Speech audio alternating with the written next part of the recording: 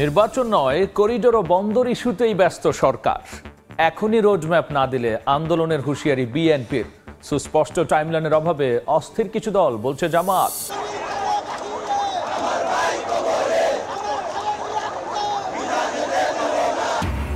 সাম্য হত্যার বিচার দাবিতে শাহবাগ মোড় অবরোধ করে বিক্ষোভ। উপাচার্য প্রক্টরের পদত্যাগ দাবি ছাত্র দলের। যথাযথ ব্যবস্থা না নিলে যমুনা ঘেরাওয়ের হুঁশিয়ারি। এবার শেখ হাসিনার অবৈধ সম্পদের খোঁজে দুদক। আয়কর নথিতে তথ্য গোপনের সত্যতা পাওয়ার দাবি চেয়ারম্যানের। বার্জ মাউন্টেড দুর্নীতি মামলায়ও সচলের উদ্যোগ। ভারতের পুশিন ঠেকাতে সীমান্তে নিরাপত্তা জোরদার। সুন্দরবন ঘেঁষা জলসীমায় স্পিড বোর্ডে রাত দিন টহল বিজিবির। জলদস্যু, মাদক ও মানব পাচার ঠেকাতেও তৎপর। এবং ভারতের আমদানি নিষেধাজ্ঞায় বেনাপোল স্থলবন্দরে পণ্যবাহী ট্রাকের জটলা। নবসেবা ও কলকাতা বন্দর ব্যয়বহুল হওয়ায় ক্ষতির শঙ্কা। আলোচনা করে সমস্যা সমাধানের আশা।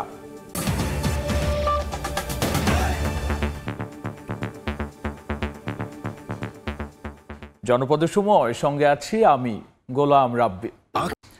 সরকার জনগণের মতামত উপেক্ষা করে করিডোর আর বন্দর বিদেশিদের হাতে তুলে দেওয়ার নামে দেশে অস্থিরতা বাড়াচ্ছে।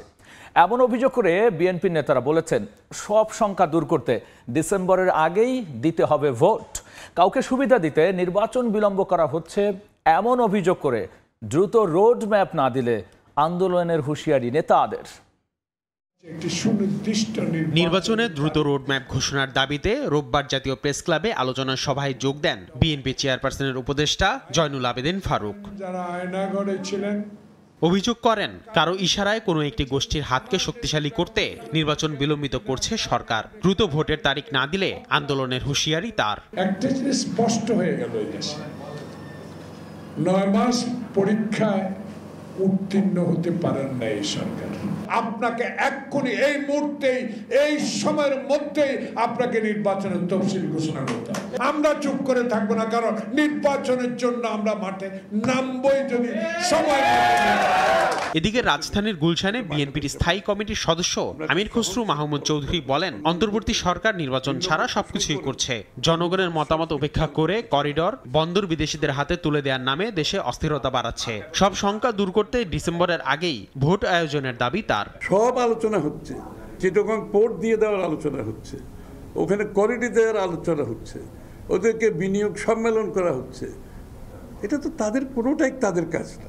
এটা একটা ট্রানজিশন গভর্নমেন্ট। তাদের যেটা করা দরকার, ইমিডিয়েটলি নির্বাচনী রোডম্যাপ দিয়ে সেদিকে যাওয়া। সেটা বাদে সবকিছু করতেছে, তো সবকিছুর দায়িত্ব তাদেরকে কে দিল? সরকার দিন দিন আস্থা হারাচ্ছে উল্লেখ করে আমির খসরু বলেন, এটা দুর্ভাগ্যজনক। অস্থিরতা বাড়তে থাকবে। আসিফ মোহাম্মদ সিয়াম, সময় সংবাদ, ঢাকা। এদিকে নির্বাচনের সুস্পষ্ট টাইমলাইনের অভাবে অস্থিরতায় ভুগছে বিভিন্ন রাজনৈতিক দল। জাতীয় ঐকমত্য কমিশনের সঙ্গে বৈঠকে এই মন্তব্য করেছেন জামাত নেতারা। জুলাই সনদ ও সংবিধান সংস্কারে গণভোটের দাবিও দলটির।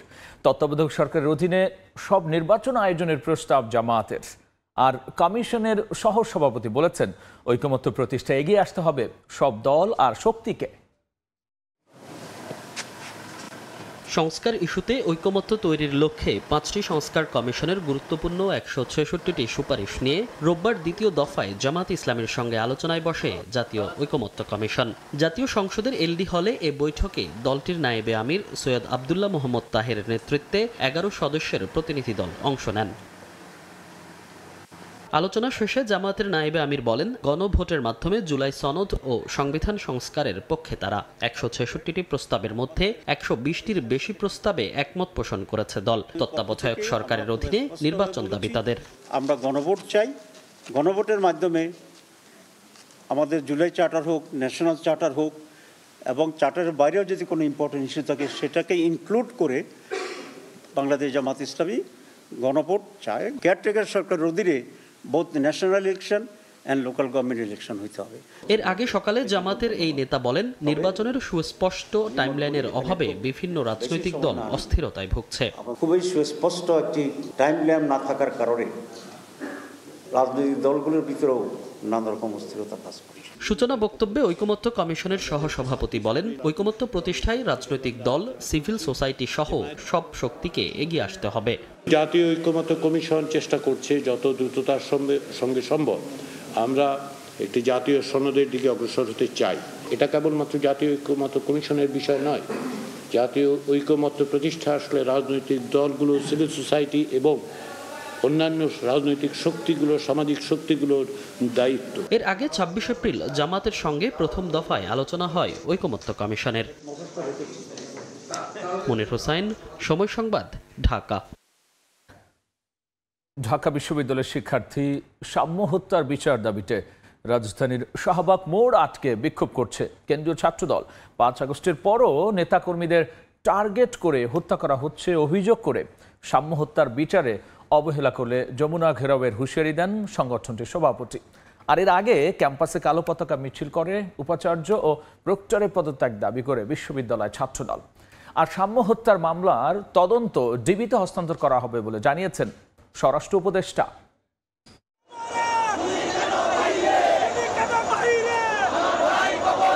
ঢাকা বিশ্ববিদ্যালয়ের শিক্ষার্থী শাহরিয়ার আলম সাম্য হত্যার বিচারের দাবিতে স্লোগানে প্রকম্পিত শাহবাগ। রোববার বিকেলে সড়ক অবরোধ করে জাতীয়তাবাদী ছাত্রদল। ৫ আগস্টের পরও নেতাকর্মীদের টার্গেট করে হত্যা করা হচ্ছে এমন অভিযোগ করে ছাত্রদল সভাপতি বলেন, সাম্য হত্যায় জড়িত মূল ঘাতকদের বিচারে যথাযথ ব্যবস্থা না নিলে যমুনা ঘেরাও করা হবে। যদি তাদের এই ধরনের ষড়যন্ত্রমূলক এবং সদিচ্ছার অভাব আগামীতে লক্ষ্য করে, তাহলে স্পষ্ট ভাষায় বলে দিতে চাই, ছাত্রদলের যাত্রা হবে যমুনায় এবং আমরা আমাদের দাবি দাওয়া আদায় করে বাসায় ফিরব। এর আগে বিচারের দাবিতে ক্যাম্পাসে কালো পতাকা মিছিল করে ঢাকা বিশ্ববিদ্যালয়ের ছাত্রদল।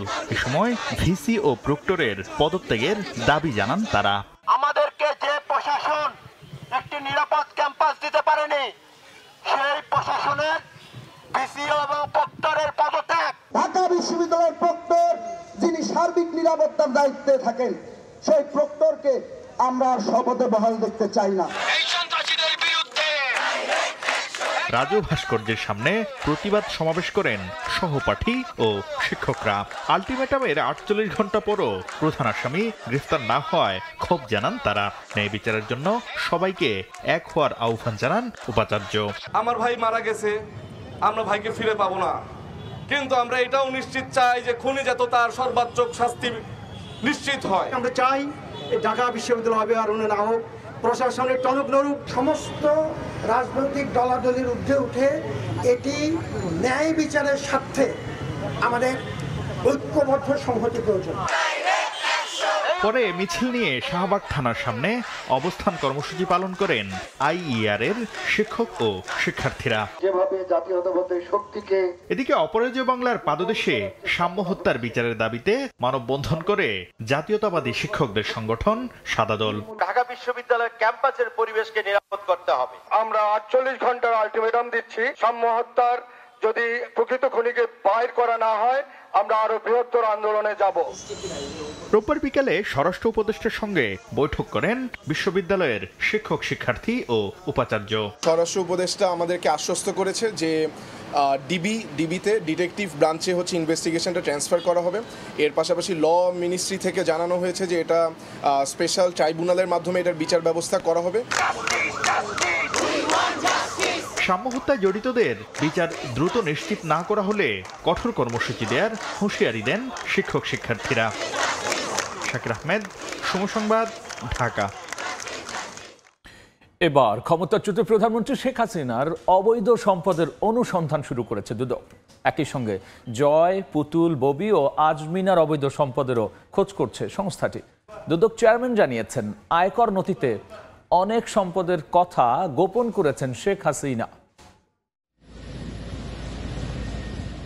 গণ অভ্যুত্থানে দেশ ছেড়ে পালানোর পর একে একে বের হয়ে আসছে শেখ হাসিনার দুর্নীতির ফিরিস্তি। পূর্বাঞ্চলে প্লট জালিয়াতি, বিমানবন্দর উন্নয়ন প্রকল্পে লুটপাট, রূপপুর সহ একাধিক প্রকল্পে দুর্নীতির নাম এসেছে ক্ষমতাচ্যুত প্রধানমন্ত্রীর। এমনকি বিদেশেও অর্থ পাচারের অভিযোগ উঠেছে। এবার সরকারি অর্থ আত্মসাৎ ও জালিয়াতি করে কি পরিমাণ অবৈধ সম্পদ অর্জন করেছেন শেখ হাসিনা তা খতিয়ে দেখতে কমিটি গঠন করেছে দুদক। শুধু শেখ হাসিনা নয়, তার সন্তান সজীব অজেদ জয়, সাইমা অজেদ পুতুল, বোনের ছেলে রাদওয়ান মুজিব সিদ্দিকী ববি ও আজমিনা সিদ্দিকীর বিরুদ্ধেও অবৈধ সম্পদের অনুসন্ধান চলছে। মৌলভীবাজারে গণশুনানি শেষে প্রশ্নের জবাবে দুদক চেয়ারম্যান জানান, আয়কর নথিতে অনেক সম্পদের কথা গোপন করেছেন শেখ হাসিনা। এ বিষয়ে অনুসন্ধান শেষে মামলা করা হতে পারে। প্রধানমন্ত্রীর সম্পদ বিবরণী, ইতিপূর্বে প্রদত্ত সম্পদ বিবরণী, তার যে প্রদত্ত বিবরণী, নির্বাচনের সময় তিনি যে সম্পদ বিবরণী দিয়েছেন, তার ট্যাক্সেশনের ট্যাক্স রিটার্নে যে সম্পদ বিবরণী দেওয়া হয়েছে এবং আমরা যা পেয়েছি তার মধ্যে আমরা তুলনামূলক পরীক্ষা করে দেখছি যে তাতে সম্পদের পরিমাণ অনেকাংশে গোপন করা হয়েছে। তো কাজে সেগুলি আমরা মনে করছি একসময় এগুলি মামলা মোকদ্দমার দিকে এগোবে এবং আমরা সেভাবে এগিয়ে যাব।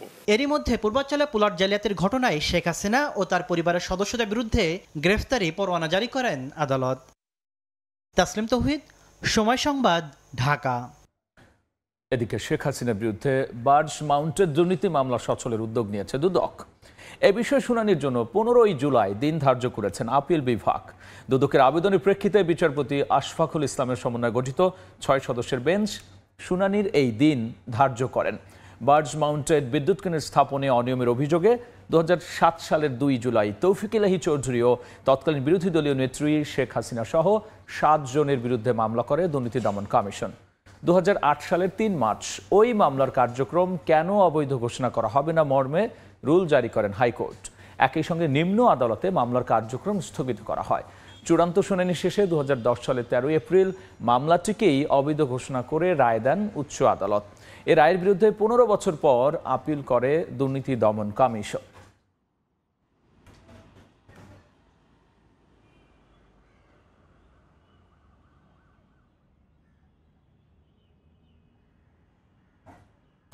জুলাই হত্যা চেষ্টার মামলায় অভিনেত্রী নুসরাত ফারিয়াকে গ্রেফতারের পর নেওয়া হয়েছে ডিবি কার্যালয়ে। বিকেলে রাজধানীর মিন্টো রোডে ডিবি কার্যালয়ে নেওয়ার পর তাকে জিজ্ঞাসাবাদ করা হয়। এর আগে দুপুরে বাংলাদেশ বিমানের একটি ফ্লাইটে থাইল্যান্ড যাওয়ার সময় হযরত শাহজালাল আন্তর্জাতিক বিমানবন্দর থেকে তাকে গ্রেফতার করা হয়। পরে ইমিগ্রেশন পুলিশ তাকে ভাটারা থানায় হস্তান্তর করে। পুলিশ জানিয়েছে, নুসরাতের বিরুদ্ধে ভাটারা থানায় হত্যা চেষ্টা মামলায় গ্রেফতারি পরোয়ানা ছিল। 2024 সালে বৈষম্য বিরোধী আন্দোলন চলাকালীন তাকে হত্যা চেষ্টা মামলার আসামি করা হয়।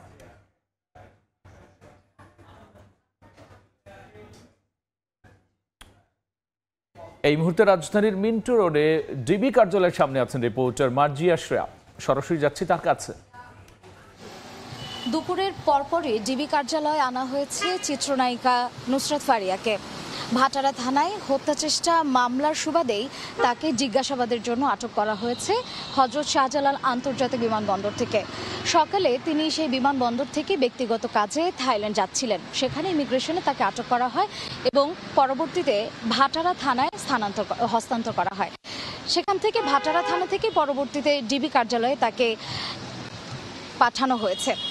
এই মামলাটি করেছেন এনামুল হক নামের নেত্রকোনা নিবাসী একজন, যিনি জুলাই আন্দোলনের সময় বৈষম্য বিরোধী আন্দোলনের সময় গুলিবিদ্ধ হন। শেখ হাসিনা সহ 283 জনের নামে তিনি এই মামলা দায়ের করেছেন। গত 29 এপ্রিল ভাটারা থানায় এই মামলাটি করা হয়েছে। গত বছর জুলাই আন্দোলন চলাকালে 19 জুলাই তিনি গুলিবিদ্ধ হন। পরবর্তীতে সেখানে স্থানীয় লোকজন এবং সাংবাদিকগণ মিলে তাকে হাসপাতালে ভর্তি করেন বলে তিনি মামলায় বর্ণনা করেছেন এবং সুস্থ হওয়ার পরে তার জন্ম নিবন্ধন পেতে দেরি হওয়ায় এই মামলাটি করতে এতটা বিলম্ব হয়েছে বলেও সেই উল্লেখ করা হয়েছে মামলার এজাহারে। এছাড়া এই মামলায় নুসরাত ফারিয়া ছাড়াও জায়েদ খান, অপু বিশ্বাস, আজিজুল হাকিম, নিপুণ আক্তার সহ মোট 17 জন তারকার নাম যুক্ত করা হয়েছে। আওয়ামী লীগের অর্থ যোগানদাতা হিসেবেই নুসরাত ফারিয়ার নাম এই তালিকায় অন্তর্ভুক্তি হয়েছে বলে জানা গেছে। তো ডিবি কার্যালয় থেকে এখন পর্যন্ত কোনো আর ব্রিফিংয়ের সম্ভাবনার কথা বলা হয়নি। এ পর্যন্ত এইটুকুই ছিল আমার কাছে সর্বশেষ তথ্য। নুসরাত ফারিয়াকে গ্রেফতারের পর নেওয়া হয়েছে ডিবি কার্যালয়, আর সেখান থেকে সবশেষ জানাচ্ছিলেন সহকর্মী মার্জিয়া শ্রেয়া। জনপদের সময় আরও থাকছে।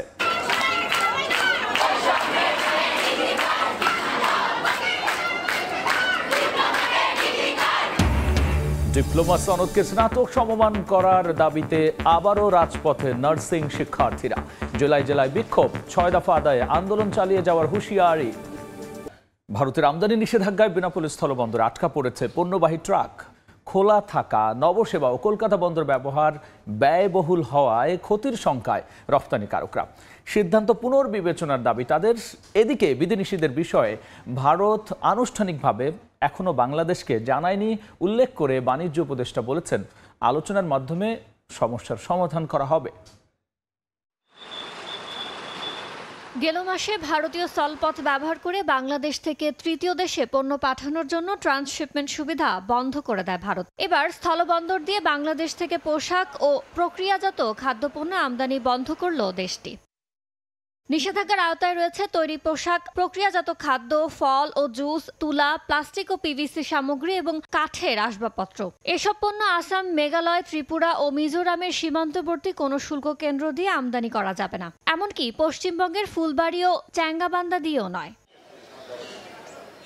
তবে ভারতের বৈদেশিক বাণিজ্য দফতর জানিয়েছে, এখন থেকে কেবল কলকাতা ও নবসেবা সমুদ্র বন্দর ব্যবহার করেই ভারতীয় ব্যবসায়ীরা এসব পণ্য আমদানি করতে পারবেন। তবে এ পথে রফতানি জটিল ও ব্যয়বহুল উল্লেখ করে ব্যবসায়ীরা জানান, আটকে পড়া রফতানি পণ্য নিয়ে বিপাকে পড়েছেন তারা। কলকাতা এবং নবসেবা সমুদ্র বন্দর দিয়ে যে আমাদের রপ্তানি করার সুযোগ দিচ্ছে, এখান থেকে রপ্তানি করা কঠিন এবং ব্যয়বহুল। নিষেধাজ্ঞার পরে প্রায় 100 ট্রাক গার্মেন্টসের পণ্য আটকা পড়ে আছে। নিষেধাজ্ঞা আসার কারণে দুই দেশের ব্যবসায়িক সমস্যার সম্মুখীন সৃষ্টি হচ্ছে। পার্শ্ববর্তী দেশ হয়ে বাংলাদেশ ভারত পণ্য আমদানি রফতানির বেশিরভাগই হয় স্থলপথে। এক্ষেত্রে বিকল্প বাজার ধরার পাশাপাশি পণ্য বৈচিত্র্যকরণের উপর জোর দেন অর্থনীতিবিদরা। ভারতের সাথে আমাদের বাণিজ্যের যে সম্পর্ক সেটা অটুট থাকলেও আমাদের বিকল্প দরকার, কারণ আমাদের কিন্তু আমাদের যদি আমরা এক্সপোর্ট দেখি তার ডাইভার্সিফিকেশন নাই। 83-84% আমরা একটা পণ্যের উপর ডিপেন্ডেন্ট। এখন আমরা যদি পণ্যের ডাইভার্সিফিকেশন চাই, তাহলে এমনিতে আমরা যেখানে রপ্তানি করব সেটারও ডাইভার্সিফিকেশন হবে। এদিকে সচিবালয়ে সাংবাদিকদের বাণিজ্য উপদেষ্টা জানান, আমদানি রফতানি চলমান রাখতে আলোচনা সহ প্রয়োজনীয় সব উদ্যোগ নেওয়া হবে। আমরা এখনো অফিসিয়ালি ভারতের পদক্ষেপটা সম্বন্ধে জানি না। বাণিজ্য ব্যবস্থাপনার প্রক্রিয়াতে আমরা কাজ করছি এবং আমরা আশা করি যে যদি কোনো এই বিষয়ে কোনো সমস্যা তৈরি হয়, আমরা উভয় পক্ষ আলোচনার মাধ্যমে এটার একটা উপযুক্ত পরিণতিতে আনতে পারবো। নতুন নির্দেশনায় মাছ, এলপিজি, ভোজ্য তেল ও পাথরের গুঁড়া আমদানির ক্ষেত্রে কোনো বিধিনিষেধ দেয়নি ভারত। একই সঙ্গে নেপাল বা ভুটানের উদ্দেশ্যে বাংলাদেশ থেকে ভারতে পণ্য পরিবহনের ওপরও নিষেধাজ্ঞা প্রযোজ্য নয়। ইয়ানুর শিফাত, সময় সংবাদ, ঢাকা। বাংলাদেশের বিভিন্ন সীমান্ত দিয়ে পর্যন্ত প্রায় 400 নাগরিককে পুশিন করেছে বিএসএফ। ভারতীয় সীমান্তরক্ষী বাহিনীর এমন কর্মকাণ্ডে নড়ে চড়ে বসেছে বিজিবি। সাতক্ষীরা জেলার সুন্দরবন ঘেঁষা 79 কিলোমিটার জলসীমায় স্পিড বোটে 24 ঘন্টা চলছে টহল। প্রকৃতির অপরূপ সৌন্দর্যের নীলাভূমি, বিশ্ব ঐতিহ্যের ম্যানগ্রোভ বন সুন্দরবন। সুন্দরবনের এই অপরূপ সৌন্দর্যের মাঝে আছে অন্ধকার জগত। জলদস্যুর উৎপাত, মানব পাচার, বন্যপ্রাণী শিকার সহ নানা অপরাধ যেন নিত্যদিনের ঘটনা। পরিবারে তারা ফোন করায় যে এত লক্ষ টাকা আমাদেরকে না দিলে আমরা মুক্তিপণ তোমাদেরকে ছেড়ে দেবো না। আমার স্কুলে নিয়ে যেয়ে তাই নিয়ে আসতে আমি কার পয়সা দিয়ে আসবো? এই রাস্তার পরে ভর্তিছে চকলেট দিয়েছে, দিয়ে সেই নিয়ে চলে যাচ্ছে। জিম্মা করি তো মানুষ উঠাইয়ে রেখে দেয়, তার জন্য তো বিজিবি, পুলিশ এরা তো সবসময় কাজ করে। এসব অপরাধের সঙ্গে নতুন করে যোগ হয়েছে সীমান্তে পুশিন। এ পর্যন্ত সুন্দরবনে 78 জন সহ দেশের বিভিন্ন সীমান্ত দিয়ে 391 জনকে পুশিন করেছে বিএসএফ। এমন কর্মকাণ্ড রোধে সাতক্ষীরা জেলার সুন্দরবন রেঞ্জে বাড়ানো হয়েছে নিরাপত্তা ব্যবস্থা। 79 কিলোমিটার জলসীমা নিরাপদ রাখতে নতুন করে চালু হয়েছে বয়াসিং ভাসমান বিওপি। বেসিক্যালি আমাদের ভিজিলেন্স অনেক বেড়ে গিয়েছে বয়াসিংটা দিয়ে। সো যেহেতু ভিজিলেন্স বেড়ে গিয়েছে, অবভিয়াসলি আমাদের ওখানেও পেট্রোল রাখা থাকে, সো আমরা সেটাকে মনিটর করতে পারছি। জলের পাশাপাশি স্থলেও তৎপরতা বাড়িয়েছে বিজিবি। পুশিন বন্ধে জনগণকে সঙ্গে নিয়ে প্রতিরোধ করা হচ্ছে বিএসএফকে। স্থানীয় জনগণও যদি খেয়াল রাখে তাদের সীমান্তের কাছাকাছি, যে ওইদিকে কারো পুশিন করার জন্য প্রথমে তো তারা এসে ওদিকে একটা জায়গায় রাখে, তারপরে হয়তো পুশিন করায়। সেটা যদি স্থানীয় জনগণ খেয়াল করে, তা আমাদের পেট্রোলকে খবর দিলে ওইদিকে কুইকলি যেতে পারে। জল কিংবা স্থল কোনো সীমান্ত দিয়ে যাতে পুশিন না হয়, সেজন্য সর্বোচ্চ সতর্ক অবস্থায় রয়েছে বিজিবি। বাংলাদেশ ও ভারতের মধ্যে 79 কিলোমিটারের জলসীমান্তে মাদক পাচার, নারী পাচার, শিশু পাচার বনদস্যু, জলদস্যু সহ বিভিন্ন অপরাধ ঠেকাতে বয়াসিং ভাসমান বিওপি সহ 3টি বিওপি স্থাপন করেছে বিজিবি। আরও 20 কিলোমিটার বিপজ্জনক সীমান্তে আরও 2টি বিওপি স্থাপনের মাধ্যমে অপরাধ শূন্যের কোঠায় আনতে চায় এই বাহিনীটি। মাসুদুর রহমান, সময় সংবাদ, সুন্দরবন। জনপদের সময়ে আরও থাকছে। কর না দিলে মিলবে না সেবা। রংপুর সিটি কর্পোরেশনের সিদ্ধান্তে ক্ষুব্ধ নগরবাসী। আগে থেকে না জানানোর অভিযোগ, প্রচারণার বাধ্যবাধকতা নেই দাবি কর্তৃপক্ষের। চট্টগ্রামে 13 ভরি স্বর্ণ, নগদ অর্থসহ 2 ছিনতাইকারীকে গ্রেফতার করা হয়েছে। পুলিশ জানিয়েছে গত 8 মে সকালে রিকশায় করে কোতোয়ালি থানার হাজারীগলির দিকে আসছিলেন অভিষেক বড়ুয়া। কুলিয়ার চর সিএনজি স্টেশনের সামনে আসলে তার কাছ থেকে 4টি স্বর্ণের চুড়ি, 2টি মোবাইল ছিনিয়ে নেয়। অভিযোগ পেয়ে অভিযানে নামে পুলিশ। আজ সকালে চাঁদগাঁও থানার বিভিন্ন জায়গায় অভিযান চালিয়ে জড়িত 2 ছিনতাইকারীকে গ্রেফতার করা হয়। উদ্ধার করা হয় স্বর্ণ ও নগদ টাকা। ডিপ্লোমা সনদকে ডিগ্রি পাস কোর্স সমমান করার দাবিতে আবারও রাজপথে সারা দেশের নার্সিং শিক্ষার্থীরা 6 দফা আদায়ে আন্দোলন চালিয়ে যাওয়ার হুঁশিয়ারি দিয়েছেন তারা।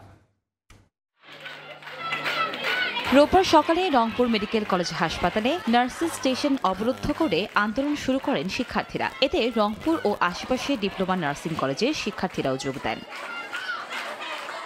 শিক্ষার্থীরা বলেন, এইচএসসি পাশের পর 3 বছর মেয়াদী ডিপ্লোমা নার্সিং কোর্স শেষে ইন্টার্নি ও লাইসেন্স পরীক্ষা সহ প্রায় 4 বছর লেগে যায়। এরপর পড়াশোনা শেষ হলে দেওয়া হয় এইচএসসি সমমান সার্টিফিকেট। তাই ডিপ্লোমা নার্সদের ডিগ্রি পাস কোর্স সমমান সার্টিফিকেট দেওয়ার দাবি জানান তারা। 3.5 বছর আমরা পড়াশোনা করার পর সবশেষ আমাদের রেজাল্ট কি, আমরা এইচএসসি সমমান সার্টিফিকেট পাই। রাজশাহী নার্সিং কলেজ প্রাঙ্গণে ঘণ্টাব্যাপী মানববন্ধনে অংশ নেন বিএসসি নার্সিং এর শিক্ষার্থীরা। সম্প্রতি বিএসসি ইন নার্সিং ও ডিপ্লোমা ইন নার্সিং এর শিক্ষার্থীদের মধ্যে সংঘর্ষে 10 জন আহত হয়। এই ঘটনায় জড়িতদের চাকরিচ্যুত ও আজীবন নিষিদ্ধ করার দাবি জানান শিক্ষার্থীরা। আমাদের বিরুদ্ধে যারা আন্দোলন করছে, যারা আমাদের উপর হামলা করছে, তাদেরকে অতি দ্রুত শাস্তির আওতায় আনতে হবে। আমাদের মারধর করছে, তাদের অতি দ্রুত এখান থেকে অপসারণ করতে হবে। বাইরে যারা ইন্ধন দিয়েছে তাদেরকে চাকরিচ্যুত করতে হবে, এখান থেকে অপসারণ করতে হবে।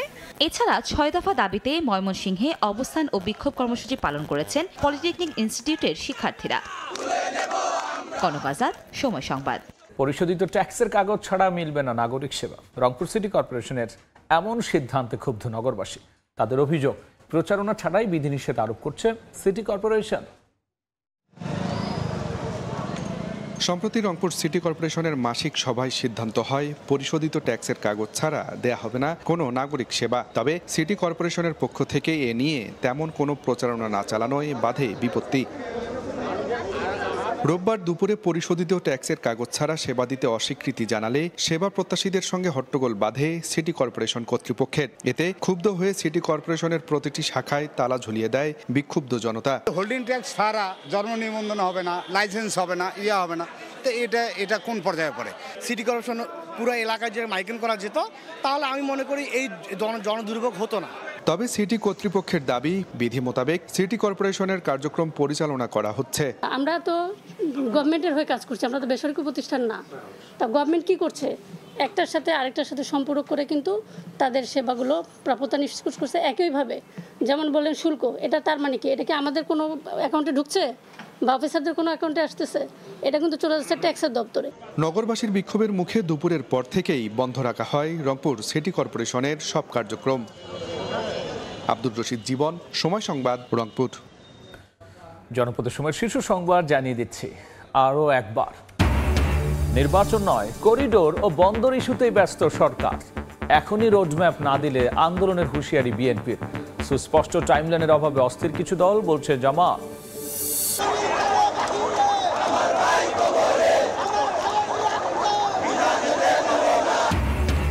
সাম্য হত্যার বিচার দাবিতে শাহবাগ মোড় অবরোধ করে বিক্ষোভ। উপাচার্য প্রক্টরের পদত্যাগ দাবি ছাত্র দলের। যথাযথ ব্যবস্থা না নিলে যমুনা ঘেরাওয়ের হুঁশিয়ারি। এবং এবার শেখ হাসিনার অবৈধ সম্পদের খোঁজে দুদক। আয়কর নথিতে তথ্য গোপনের সত্যতা পাওয়ার দাবি চেয়ারম্যানের। বার্জ মাউন্টের দুর্নীতি মামলা ও সচলের উদ্যোগ।